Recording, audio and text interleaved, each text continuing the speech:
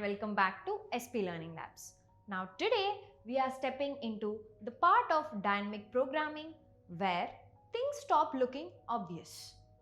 Till now, even if problems were tricky, at least you could see some structure after thinking a bit.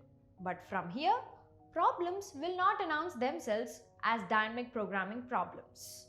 In fact, most of them will look completely unrelated at first. And that is exactly why this module matters. Because today you are not just learning solutions, you are learning how to recognize patterns hidden inside complex problems. Previous video recap. In the previous dynamic programming module, you learned how to define states, how to build recurrence relations, and how to move either top down or bottom up. You saw that if you clearly define what your dynamic programming state represents, then even difficult problems start becoming manageable. But here is where students struggle. When the structure is no longer linear, when it is not just dp of I or dp of ij, in a simple grid, the brain doesn't immediately know what to do. That is where advanced patterns come in. Because they give you a mental shortcut to identify what kind of DP you are dealing with. Let me tell you something very real. Most lead code hard problems are not testing your coding ability. They are testing whether you can recognize the pattern. The moment you identify that this is interval DP or this is Bitmask DP, the problem suddenly becomes structured. So, instead of solving one problem, you're actually learning how to solve a whole category of problems. So, why do we need this? Now think about this carefully. In basic DP, your state was usually something like an index or a pair of indices. But now, the state can represent something much more complex. It could represent a range, it could represent a subset, it could represent a node in a tree. It could represent digits in a number. And the mistake most students make is trying to force simple DP thinking onto these problems, which leads to confusion. So today we expand your thinking space. Now let's look at the code part. Interval DP. Thinking in ranges and instead of points. Let's begin with something that breaks the usual DP mindset. Instead of thinking about a single index, now you are thinking about a whole interval, which means your DP state becomes DP of I and j, representing the answer for a subarray from index I to index j. Now here is where students usually go wrong. They try to fill this DP table row by row, just like they did it in LCS or grid problems. But the problem with that approach is that DP of ij depends on smaller intervals inside it, like DP of ink and DP of k plus 1I and into j. And if those are not computed before, your answer becomes incorrect. So instead of filling row wise, you fill by increasing interval length. You first solve intervals of length 1, then length 2, and then length 3, and so on. So that when you reach for a bigger interval, all smaller pieces are already solved. Look at the whole code. Print DP.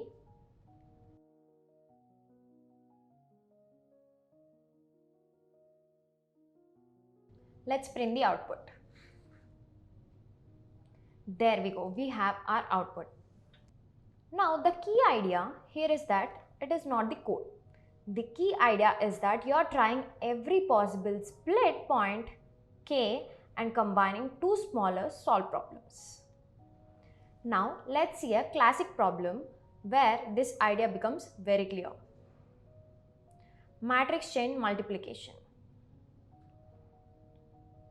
Imagine you have multiple matrices and you want to multiply them. Now the tricky part is that the order of multiplication affects the total cost, even though the result is the same. So the question becomes, where do you split the chain? For every possible split point k, you divide the problem into two smaller parts and then we combine them.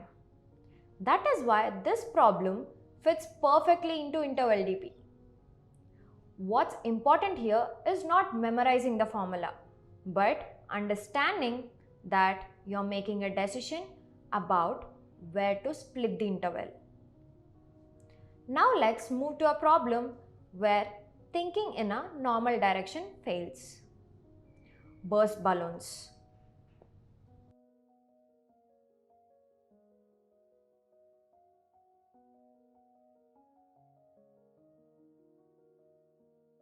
This is one of those problems where students get stuck because they think in the forward direction. They try to decide which balloon to burst first, but that becomes messy because every decision changes the array. So instead, you reverse the thinking. Instead of asking which one to burst first, you ask which one to burst last. Now once you fix that last balloon, the remaining problem splits into two independent intervals and suddenly it becomes interval DP. Now look at the code. I'm taking loops, conditions,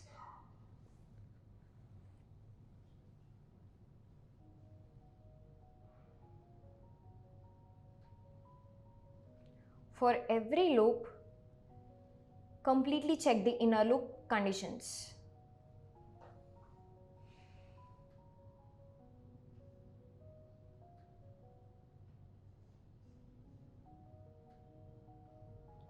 Now take an array 3, 1, 5 and 8.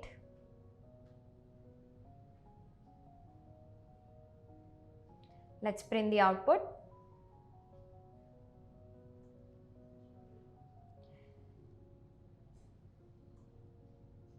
There we go. We have our output 1, 6, 7. The deeper lesson here is that sometimes DP is not about solving directly, but about changing how you think about the problem. Now let's leave arrays and move into trees.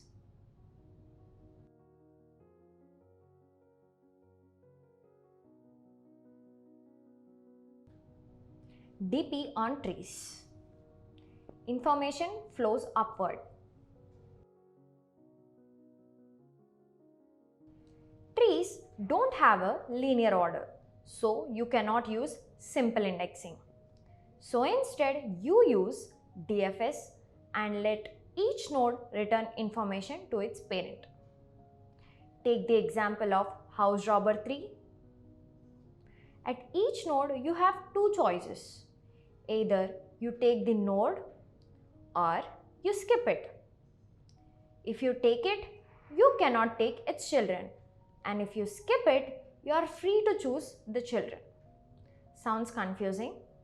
So, each node returns two values, one representing the best value if you include the node, and one representing the best value if you exclude it. Look at the code, taking inner loops and writing conditions. Again an inner loop. Write the condition properly.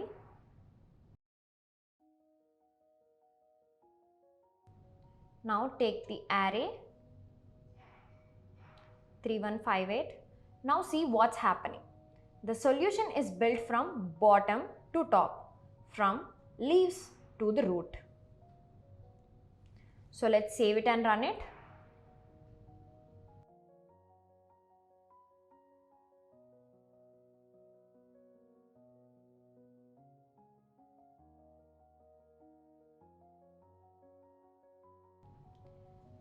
There we go, we have our output 167.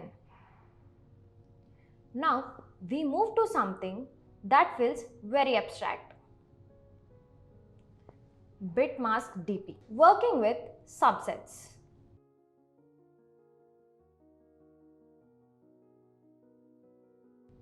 Here, instead of working with indices, you work with subsets. Now, subsets are represented using bits. If a bit set, it means that element is included. Now, the challenge is that the number of subsets is 2 power n. So, this approach only works when n is small. In the problems like traveling salesman, your state becomes dp of mask ni, which means the minimum cost to reach node I having visited all nodes in mask. Look at the code.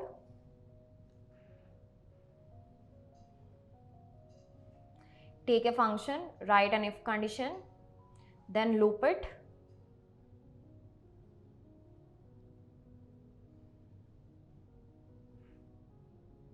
Write the conditions carefully.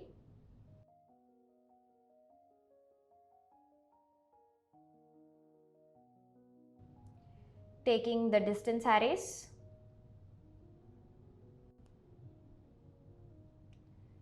Now printing the output.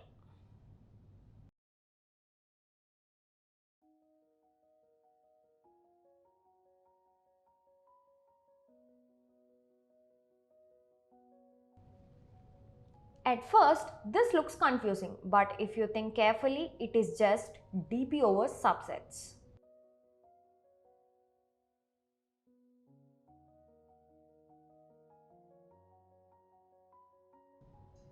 There we go, we have our output minimum cost of 80. Let's move to counting problems.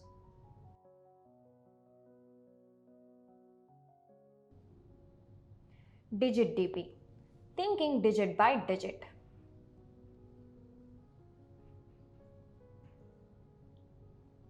Now imagine you need to count numbers from 1 to n that satisfy some conditions. You cannot check each number individually because it will be too slow. So instead you process the number digit by digit. At each position, you decide what digit to place, but you also keep track of whether you are still within the limit of the given number. Let's look at the code. Take count numbers function, then DFS, write a condition here, taking result 0 and looping it, return the output, check all the conditions carefully and print count numbers of 25. The key idea here is managing constraints while building numbers. So let's save it and run it. There we go, we have our output 26. Now let's talk about making DP faster, which is DP optimization, reducing complexity. Sometimes your DP works, but it is too slow, like O(n) square complexity.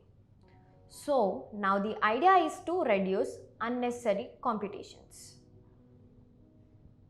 For example, if your transitions follow a pattern, you can use structures like monotonic DQ to optimize it.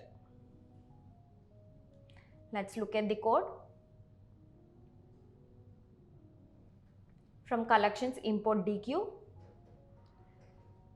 assign the values, n is length of DP, and take a for loop and while loop inside it. Pop the left top element, again put an inner loop and pop the again top element and amend it.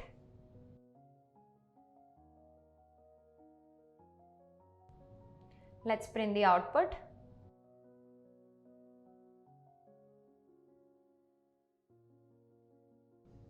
Now this is not something you memorize immediately. This comes with practice and recognizing patterns.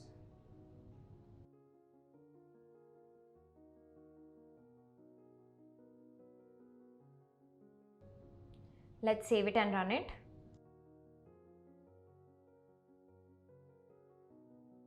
There we go, we have our output, maximum windows and the corresponding indexes. The code part ends here. So let's recap. So today what you really learned is not individual problems but ways to think. Sometimes you think in intervals and sometimes in trees and sometimes in subsets and sometimes digit by digit, and once you recognize the pattern, the DP becomes structured again. In the next phase, we move into expert topics where these patterns start. In the next phase, we move into expert topics where these patterns start combining with advanced data structures and real-world scenarios. If this felt tough, that's actually a good sign because this is exactly the level where your thinking is being pushed. Like, share and subscribe to SP Learning Labs, and I'll see you in the next one.